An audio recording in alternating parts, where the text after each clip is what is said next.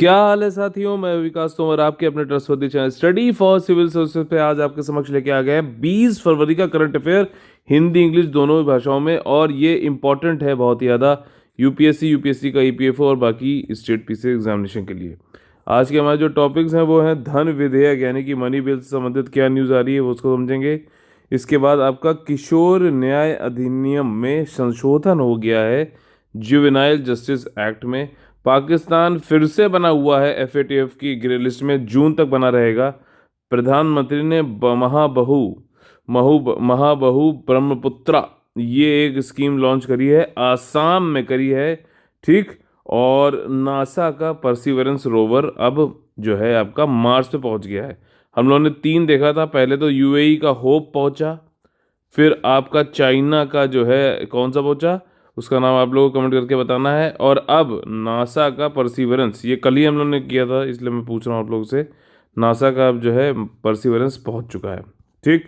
तो ये हमारा है। आगे बढ़ने से पहले आप लोगों के लिए जेंटल रिमाइंडर है कि ईपीएफओ 2020 और यूपीएससी का कंप्लीट 2021 का हमारा पेड ग्रुप चल रहा है।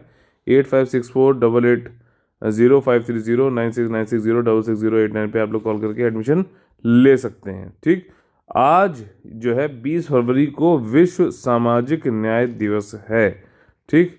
World day of social justice. अच्छा, सोशल जस्टिस हमारे कॉन्स्टिट्यूशन में कहाँ पे मेंशन है, क्या कोई सोच के बता सकता है? 2 जगह है। ठीक। 2 जगह है मिनिमम जो मुझे अभी एकदम से याद आ रहा है, आप लोगों को कमेंट करके बताना है। थोड़ा सा ट्रिकी क्वेश्चन है बट आप लोग लगातार जो हमारे साथ जुड़े हुए हैं जरूर उसका आंसर कर लेंगे। पहली जो न्यूज़ है धन विधेयक। ठीक। आपका जो कंटेक्स्ट है, संदर्भ है, वो ये है कि कांग्रेस ने लोकसभा अध्यक्ष ओम बिरला, ठीक, लोकसभा अध्यक्ष यानी कि स्पीकर जो होते हैं उनका बहुत ही बड़ा रोल होता है धन विधेयक का। तो इसमें इन्होंने यह पत्र लिखकर यह आग्रह किया है, उनसे कहा है कि भैया 2 सार्वजनिक क्षेत्रों के जो बैंकों का निजीकरण करने जा रही है सरकार, उसमें जो धन विधेयक लाए गए हैं, ठीक, 7 प्रमुख विधेयक जो लाए गए हैं धन विधेयक के रूप में घोषित करके राज्यसभा को अग्रसित ना करें। ठीक। देखिए यहाँ पे कहना चाह रहा है कि कई सारे बिल आए हैं, आप जो है क्योंकि धन किसी भी बिल को ये बताना कि मनी बिल है कि नहीं है ये स्पीकर का काम होता है। ठीक। तो अगर आप जो बिल आए हैं, ठीक, 7 की बिल्स जो हैं उनको अगर आप मनी बिल की तरह बोल दोगे तो वो राज्यसभा के लिए एक तरीके से क्या है कि बाईपास कर दिया जाएगा, राज्यसभा की बहुत ज़्यादा रोल रह नहीं जाएगा। तो ऐसा मत करिए, काफ़ी इम्पोर्टेंट जो है मुद्दा है। 2 पब्लिक सेक्टर्स को आप जो है वो कर रहे हो प्राइवेटाइज। ये चीज़ कांग्रेस ने पत्र लिख के ओम बिरला जी को कहा है, स्पीकर जो है हमारे। ठीक। अब देखिए यहाँ पे ये बात है कि राज्यसभा के पास कम पावर होती है, लोकसभा के पास काफ़ी ज़्यादा पावर होती है, और कि भैया वो अगर राज्यसभा के पास देखिए जाता तो है धन विधेयक, ठीक, लेकिन और उसको 14 दिन के अंतर्गत बस भेजना है वापस। इस दौरान अगर उसने नहीं कुछ किया तब भी वो लोकसभा में आ जाएगा। उसने कुछ मतलब मान लीजिए कुछ प्रपोज किए कि अमेंडमेंट कर देना या वो कर देना, उसको लोकसभा माने ना माने तो उसकी लोकसभा की मर्जी है। तो एक तरीके से मनी बिल में धन विधेयक में जो है राज्यसभा से ज़्यादा पावर होती है लोकसभा की। ठीक। सिंपल सा मुद्दा, मतलब बेसिकली ये कहा जाता है कि लोकसभा जो है चयनित लोगों का जो है जो लोग चयनित हैं, लोगों का प्रतिनिधित्व करते हैं डायरेक्टली, उनके लिए फेवर में थोड़ी सी ये चीज़ है कि धन विधेयक जो है उनके फेवर में होना चाहिए कि पैसा कहाँ पे कैसे खर्च किया जाए। ठीक। सेक्शन आपका मनी बिल जो है आपका आर्टिकल 110 के अंतर्गत आता है, और ये आपका जो है राज्यसभा में दिया जाता है कि अपना जो है कुछ ना कुछ जो है सिफारिशें वो दे सके, रिकमेंडेशन। 14 दिन का टाइम होता है, कुछ अगर उसमें मान लीजिए उन्होंने चेंजेस किए नहीं किए, लेकिन 14 दिन के बाद वापस लोकसभा में आ जाएगा विदाउट एनी, मतलब चाहे वो पास करे ना करे। ठीक। मनी बिल जो है वो कंसर्न होते हैं व्यक्ति मैटर्स से, जैसे कि टैक्सेशन, पब्लिक एक्सपेंडिचर और अलग अलग ये सारी चीज़ें, मतलब वित्तीय उससे ज़्यादा मामलों से ज़्यादा संबंधित है। और इसमें जो है फर्दर क्लेरिफाई करता है कि ये केसेस जो कोई अगर डिस्प्यूट ये होता है कि भैया कोई फला जो है मनी बिल है कि नहीं है, तो स्पीकर का जो लोकसभा के जो स्पीकर हैं उनका डिसीजन फाइनल होता है। ठीक। लेकिन एक चीज़ बता दूं आपका, डिसीजन फाइनल होता है लेकिन जुडिशियल रिव्यू हो सकता है इसमें। ठीक, जुडिशियल रिव्यू हो सकता है स्पीकर के न्यूज़ पे, ये नहीं है, क्योंकि जुडिशियल रिव्यू भी जो है आपका मूल संरचना है, यानी कि बेसिक स्ट्रक्चर है इंडियन कॉन्स्टिट्यूशन की। ठीक, बिल जो है वो काफ़ी सिग्निफिकेंट है इंडियन पॉलिटिक, और मैनी इंपॉर्टेंट जो बिल थे हमारे पीछे मनी बिल की तरह जो लाए गए, जैसे आधार, इंसॉल्वेंसी एंड बैंकरप्सी बिल, ये सब जो है इसलिए काफ़ी इंपॉर्टेंट। देखिए फाइनेंस बिल भी होता है हमारे यहाँ, और जो मनी बिल के अलावा, मनी बिल की अगर 110 वाला आर्टिकल आप, अच्छा मेरे आप लोग से वो है, जो भी आर्टिकल का नाम मैं आपसे लेता हूँ बताता हूँ, तो आप लोग उसको बेयर एक्ट, यानी कि जो कॉन्स्टिट्यूशन की ओरिजिनल कॉपी है, ठीक, मतलब पीडीएफ मिल जाती है उसके आसानी से, वहाँ से उन आर्टिकल को पढ़ा जरूर करो। ठीक, लक्ष्मीकांत में नहीं, इन आर्टिकल को इंडियन कॉन्स्टिट्यूशन में क्या लिखा हुआ है वहाँ पे आकर पढ़ना जरूरी। तो 117 जो है आपका, जैसे 110 मैंने आपको बताया, ठीक, जो मनी बिल है, और उसमें कई सारी चीज़ें बता रखी हैं कौन कौन से काम के लिए जो होती हैं, कि टैक्सेशन को लगा रहे हो, घटा रहे हो, ये सब कर रहे हो, कंसोलिडेटेड फंड में जा रहा है आ रहा है पैसा, इन सब के लिए। ठीक, चार्ज एक्सपेंडिचर है आपका कंसोलिडेटेड फंड पे, जिसमें कि चार्ज एक्सपेंडिचर क्या होता है कि आपका charge expenditure on consolidated fund बोला जाता है। ठीक, तो समेकित निधि में जो है चार्ज एक्सपेंडिचर है, चार्ज व्यय है, तो उसमें क्या होता है कि वोटिंग नहीं होती है पार्लियामेंट में, वो पास ही होते हैं। जैसे कि उसमें सुप्रीम कोर्ट की सैलरी, सुप्रीम कोर्ट के जजेस की सैलरी वैलरी, ये सारी चीज़ें होती हैं, ताकि वो लोग अपना काम without any fair and fair मतलब फ्री और विदाउट फियर कर सकें। ठीक, देखो यहाँ पर 117 जो आर्टिकल है वो फाइनेंस बिल से रिलेटेड है, जिसमें भी कई सारे क्लॉजेस बताए गए हैं, और जो एक आर्टिकल 110 के अंतर्गत जो 5 जो बताए थे, उनके अलावा अगर कोई मैटर जुड़ जाता तो वो फाइनेंस बिल में आता है। ठीक, ये वाली चीज़ है। और इसमें देखिए यहीं से यहाँ बताया गया मनी बिल जो है 110 के अंतर्गत आता है सब क्लॉज, और वो प्रोविज़न जो ये वाले प्रोविजंस है ना, ठीक, इन्हीं से रिलेटेड है, तभी वो मनी बिल कहलाएगा कहलाएगा। और उसके बाद भी जो है स्पीकर को दिया गया है कि भैया वो बताएगा कि कौन सा बिल जो है मनी बिल है कि नहीं है। ठीक, और इसमें यह है कि इसका फाइनल होगा, कोर्ट ऑफ लॉ में चैलेंज नहीं हो सकता, लेकिन जुडिशियल रिव्यू हो सकता है। राज्यसभा की काफ़ी मिनिमम पावर्स होती हैं, और सुप्रीम पावर जो है लोकसभा के पास होती है। ठीक, तो थोड़ा सा इंपॉर्टेंट है, इसलिए थोड़ा इसमें टाइम लगा, लेकिन ये जो है क्वेश्चन आ सकता है प्रीलिम्स मेंस दोनों में ही। कॉन्सेप्ट अगर आपके क्लियर होंगे, आपने बेयर एक्ट से पढ़ा होगा पॉलिटी, आपसे एक भी क्वेश्चन आपका गलत नहीं हो सकता है। अच्छा, जो आगे वाला हमारा ये न्यूज़ है, इसमें क्या है कि किशोर न्याय अधिनियम में संशोधन किया गया है।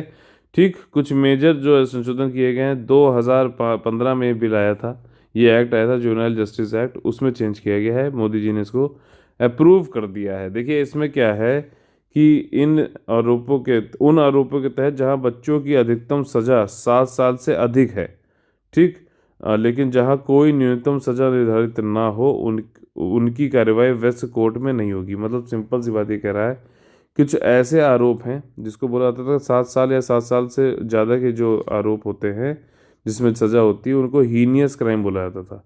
अब इसका भी नाम चेंज कर दिया गया है। ठीक, तो हीनियस क्राइम बोला जाता था, तो उन केसेस में जहां पर 7 साल से ज़्यादा की सज़ा का प्रावधान तो है मैक्सिमम, लेकिन मिनिमम का कोई प्रावधान है नहीं।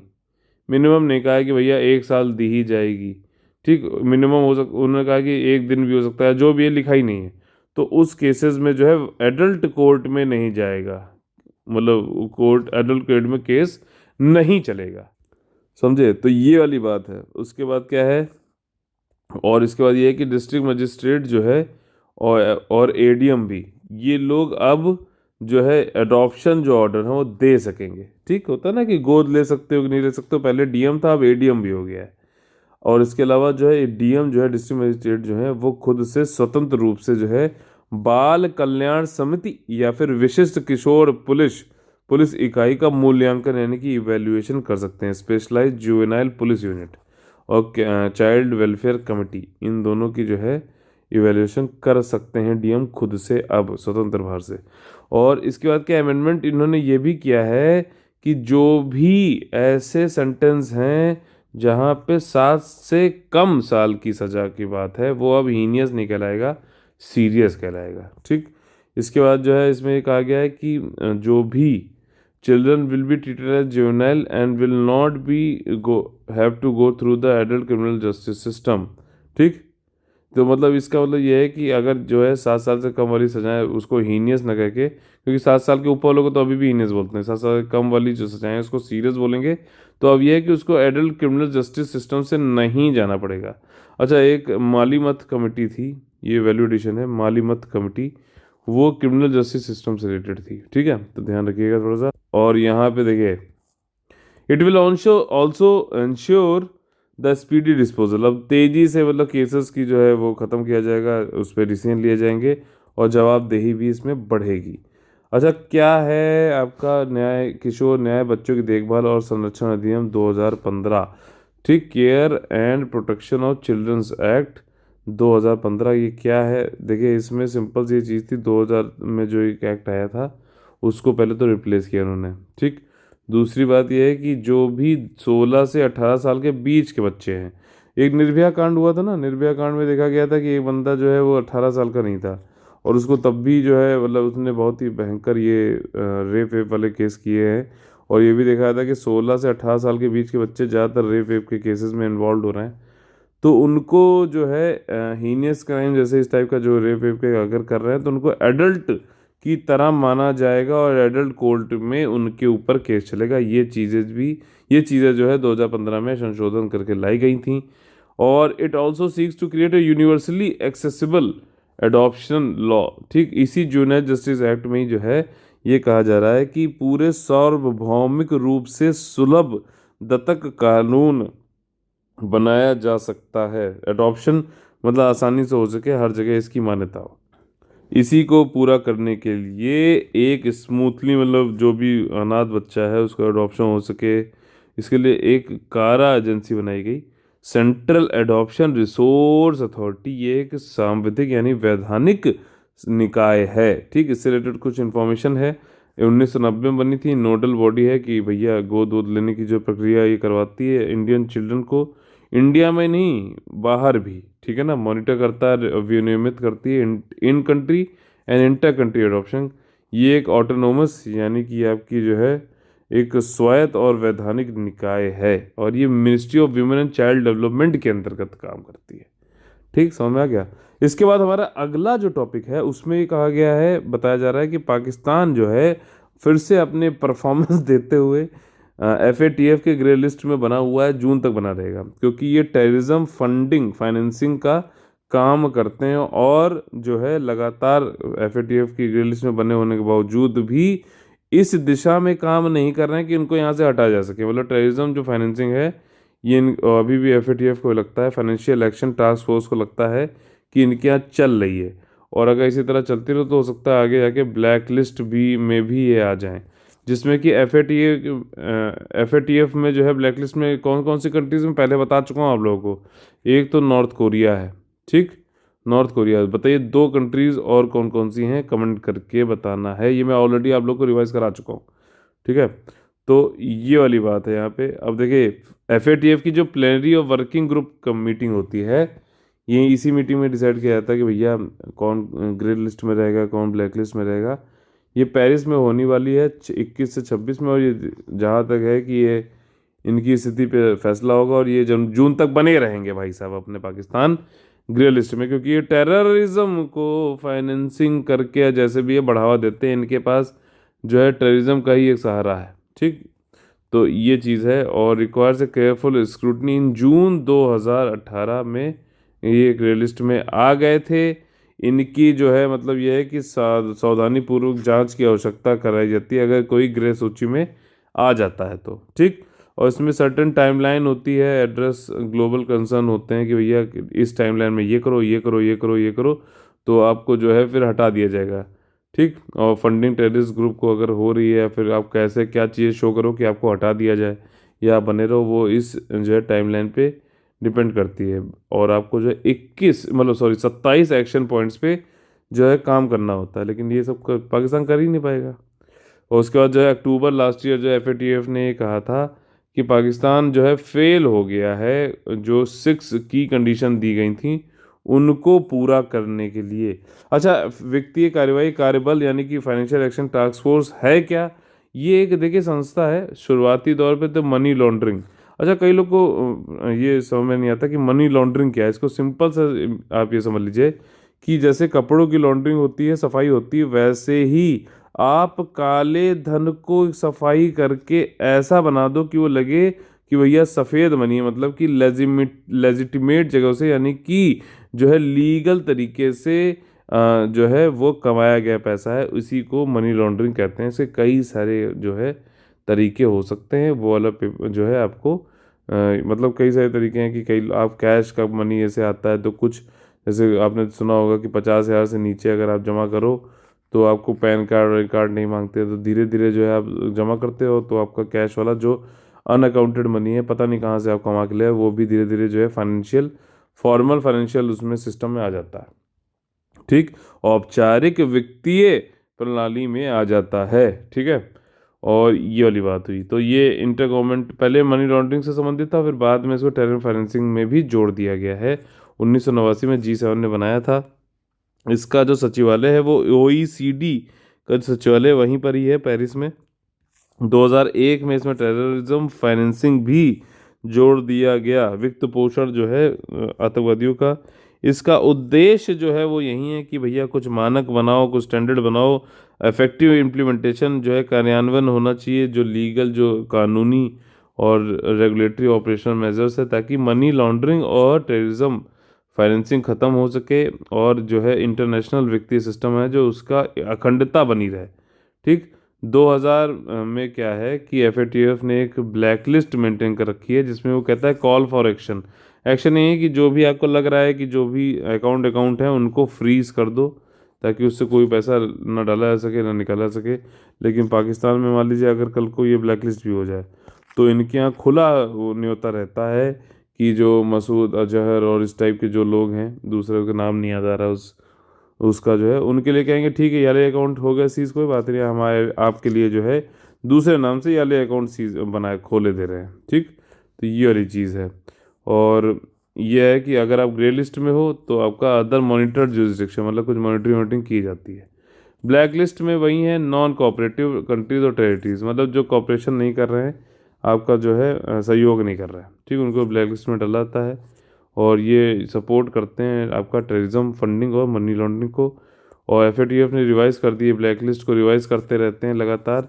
इसमें टेरिटरीज को जोड़ा या घटाया जाता है। एक नॉर्थ कोरिया है, ठीक, आपको दो और कंट्रीज है मेरे ख्याल से, मुझे यहाँ तक याद आ रहा है, आप लोग को उनका नाम बताना है।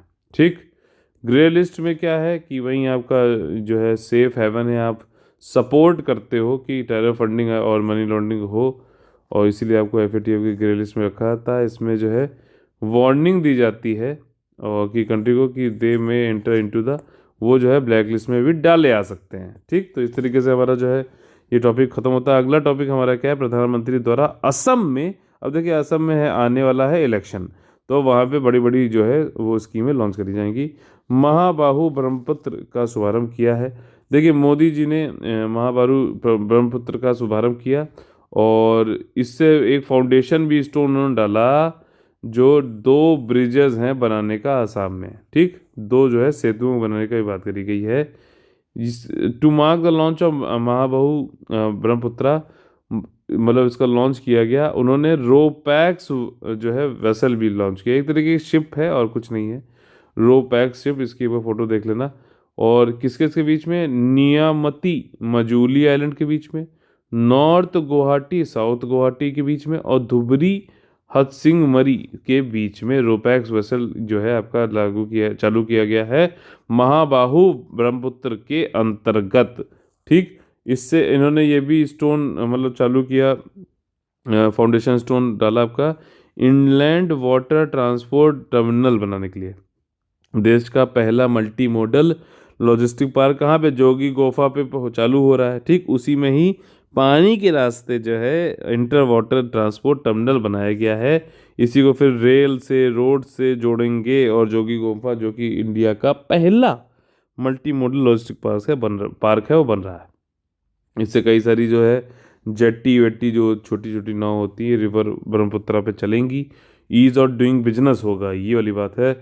सिग्निफिकेंस क्या है आपका कि वाटर कनेक्टिविटी हो जाएगी। ठीक, रोपैक्स वाली जो सुविधा है वाटर कनेक्टिविटी हो जाएगी, और पोर्ट लेड डेवलपमेंट होगा। ठीक, जल मतलब पोर्ट के थ्रू जो है विकास होगा।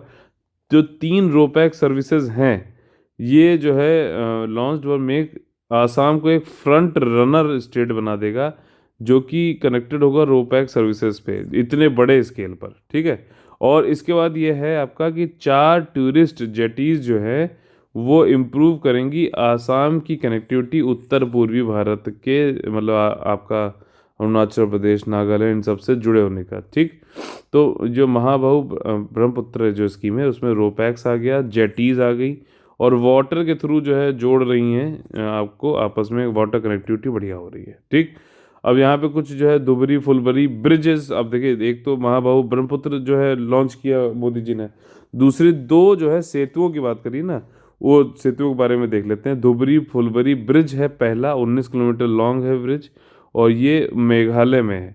ठीक, बाराक वैली में ये इम्प्रूव करेगा कनेक्टिविटी बाराक वैली से जोड़ने में, और रिड्यूस कर देगा डिस्टेंस मेघालय, मणिपुर, मिजोरम और आसाम के बीच में। ठीक, ये वाली बात है। इसके बाद प्राइम मिनिस्टर जी ने ये कहा है कि जो डिस्टेंस है तुम्हारा मेघालय और आसाम के बीच में 250 किलोमीटर का रोड से, इट विल बी रिड्यूस, वो जो है आपका 19 से 20 किलोमीटर आप पानी के रास्ते जाके ही कंप्लीट कर लोगे। मतलब काफ़ी बड़ी कामयाबी है, 250 किलोमीटर को छोटा करके सिर्फ 20 किलोमीटर पानी के रास्ते से, तो काफ़ी बड़ी मतलब उपलब्धि होगी है। अगला जो ब्रिज है वो है जोरहाट मजूली ब्रिज। ठीक, और ये ब्रह्मपुत्रा पे है, और ये आपका नीमाती घाट और कमलाबारी के बीच में इसको कनेक्ट करेगा। और ये कनेक्टिविटी जो है आपकी मजूली आइलैंड जो को जोड़ेगा दूसरे जो पार्ट हैं आसाम से। अच्छा, मजूली आइलैंड जो है वो क्या है, जैसे कि ये ब्रह्मपुत्र रिवर चल रही है, तो उस पे बीच में आइलैंड है, रिवराइन आइलैंड इसको बोलते हैं, क्योंकि नदी पे आइलैंड बना है, और दुनिया का ये सबसे बड़ा रिवराइन आइलैंड है, ध्यान रखना, मजूली आइलैंड।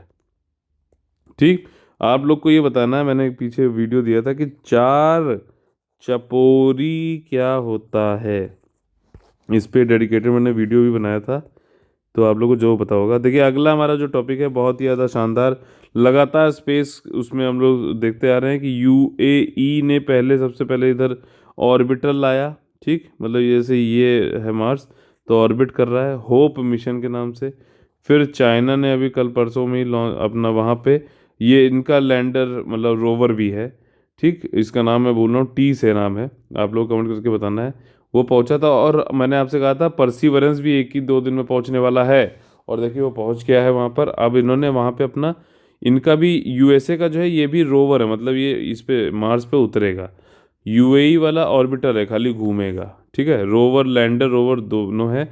अच्छा, यूएसए में ने एक और बड़ा काम कर दिया है, NASA aeronautics and space administration, इन्होंने जो अपना लैंडर भेजा है, रोवर भेजा, उस पर एक हेलीकॉप्टर भी है।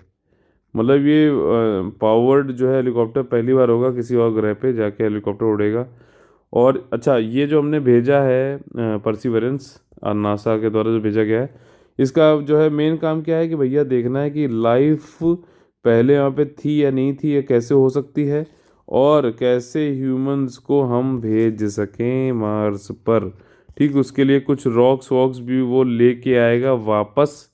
ठीक, जो है लैंडर रोवर जो है आपका वापस लेके आएगा अर्थ पर, और साथ ही साथ जो है वहाँ पे कई सारी जो वातावरण है उन सबका जो है उनका जांच भी करेगा। ठीक, तो यहाँ पे कुछ फैक्ट्स हैं, बढ़िया देख लेते हैं। मिशन का नाम था मार्स 22, रोवर का नाम है परसीवरेंस। ठीक, अच्छा, ईपीएफओ वालों के लिए यहाँ पे है कि परसीवरेंस का आप लोग को एंटोनिम सिनोनिम सेंटेंस मेकिंग ये करके बताना है कि क्या मतलब होता है इसका। इसका मेन काम यही है कि एंशियंट लाइफ पहले लाइफ थी कि नहीं थी, रॉक सैंपल्स को कलेक्ट करना है, रेगोलिथ जो होते हैं उनको लेके आना है, रिटर्न करना है, अर्थ पे लेके आना है। जुलाई 30 2020 को लॉन्च हुआ था, और लैंड किया है फरवरी 18 2021 को। कहाँ लैंड किया है ये जानना बहुत जरूरी है। जजेरो क्रेटर जो कि मार्स पे है, वहाँ पे लैंड किया है। हमारे लिए जजेरो क्रेटर पूछ ले तब भी आप जवाब ले लोगे ना, दे दोगे ना कि भैया मार्स पे है। और इसने कवर किया है डिस्टेंस 472 मिलियन किलोमीटर। ठीक, और इसके बाद जो है 19 कैमरा इस पे लगे हैं भाई साहब, और 7 न्यू साइंटिफिक इंस्ट्रूमेंट्स हैं। 2 माइक्रोफोन है आवाज़ लेने के लिए। हेलीकॉप्टर जिसका नाम है इंजेनिटी, उसको जो है मिनी हेलीकॉप्टर है, ये पहली बार रखा गया है, पहला अटेम्प्ट है पावर्ड फ्लाइट किसी और प्लेनेट पे।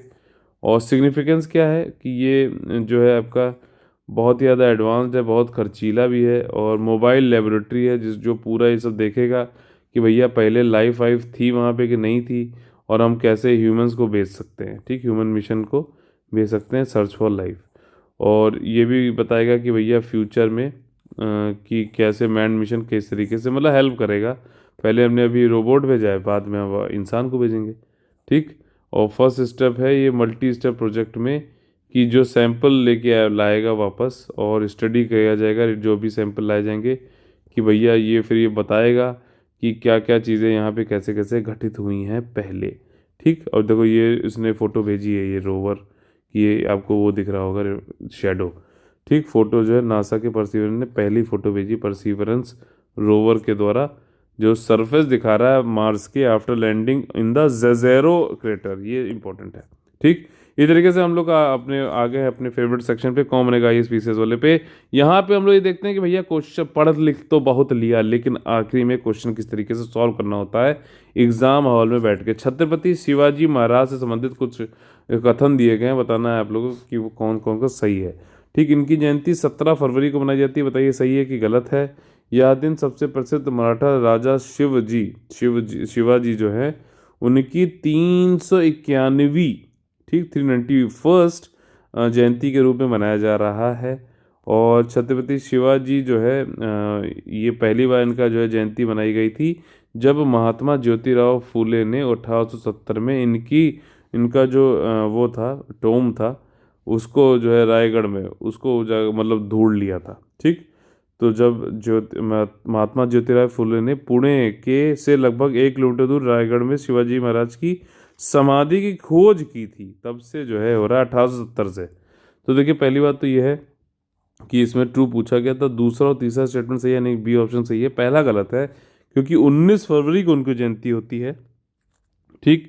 और मतलब बहुत ही बड़ा नाम है शिवाजी का, मुगल से काफ़ी लड़े, मराठा एम्पायर को बनाया, और शिवनेरी फोर्ट जो है नियर पुणे वहाँ पे रहते थे, और काफ़ी गोरिल्ला वॉरफेयर और ये सब करके इन्होंने मराठा मुगल्स को काफ़ी मार चखाई, और काफ़ी मतलब इकलौते वो थे कि पूरे भारत में मुगल से लड़ते रहे उस समय जब ये थे, ठीक। काफ़ी मतलब मराठाओं को मतलब एक आन शान बान आज भी जो है वो शिवाजी की वजह से ही है। इसके बाद जो है भारतीय सांकेतिक भाषा यानी साइन लैंग्वेज जो होती है दिव्यांगों के लिए, उनसे संबंधित कुछ जो गलत स्टेटमेंट हैं जो नीचे दिए गए हैं उनमें से कौन सा आप लोगों को ढूंढना है, बताना है, ठीक। Digital sign Indian sign language dictionary का 6ठा संस्करण हाल ही में लॉन्च किया गया, बताइए सही है कि गलत है। इसमें 6 श्रेणियों के अंतर्गत 10,000 शब्द शामिल थे, बताइए सही है कि गलत है। इसके बाद डिक्शनरी जो है वो आपकी Indian sign language research and training centre अंदर, ठीक, ISLRTC के द्वारा, जो कि ministry of science social justice and empowerment ministry जो है उसके अंतर्गत आती है, उसने ये वाली डिक्शनरी बनाई है जिसके अंतर्गत 10,000 टर्म्स हैं 6 कैटेगरी में। बताइए कौन सा स्टेटमेंट आपको गलत लग रहा है, बताइए इन तीनों में या फिर कौन सा सही है। गलत वाला पूछा गया, उस हिसाब से आपको चूज करना होगा ऑप्शन। ये 6ठा संस्था वो संस्करण था digital Indian sign language dictionary का, ठीक। तो देखिए यहाँ पे जो है पहला वाला स्टेटमेंट गलत है, ये थर्ड था ना कि सिक्स्थ नहीं था, थर्ड था। बाकी SLRTC जो है ऑटोनोमस स्वायत्त बॉडी है, सोशल जस्टिस और एम्पावरमेंट सशक्तिकरण जो है मिनिस्ट्री के अंतर्गत। और आपका right of person with disabilities, जो हमारे दिव्यांगजन हैं उनके क्या अधिकार हैं 2016 वाले, इसमें जो है रिकॉग्नाइज किया गया था कि साइन लैंग्वेज जो है आपका मीन्स ऑफ कम्युनिकेशन है। तो इस तरीके से आज का हमारा सेशन खत्म होता है। आप लोग को अगर मेरा पढ़ाना अच्छा लगता है, कुछ भी आपको फ़ायदा होता है, लगातार डेडिकेशन के साथ निरंतरता के साथ में आपके साथ रोज़ 6 बजे मैं आके जुड़ता हूँ, तो प्लीज़ लाइक शेयर सब्सक्राइब जो करिए, जितना ज़्यादा आप लाइक करते हैं उतना ज़्यादा मोटिवेशन मिलता है, ठीक। और अगर आप इसी तरीके से जो है हमारा आपको कंटेंट अच्छा लगता है, पढ़ाने का तरीका अच्छा लगता है, गाइडेंस बढ़िया लगती है, तो आप कंप्लीट पेड ग्रुप ज्वाइन कर सकते हैं। इसमें टेस्ट सीरीज, स्टडी मटेरियल और डेडिकेटेड पर्सनल आपका एक डिस्कशन ग्रुप होता है जिसमें आपको पूरी जो है 1-to-1 चीज़ें प्रोवाइड करी जाती हैं। डिस्कशन ग्रुप में आप जो है डिस्कस भी कर सकते हैं। तो आप लोग कॉल कर सकते हैं 8564880530 969066066089 पे। तो चलिए कल फिर से मिलेंगे आपसे 6 बजे जो है फिर से मुलाकात होगी। तब तक के लिए जय हिंद, जय Bharat, all the very best है।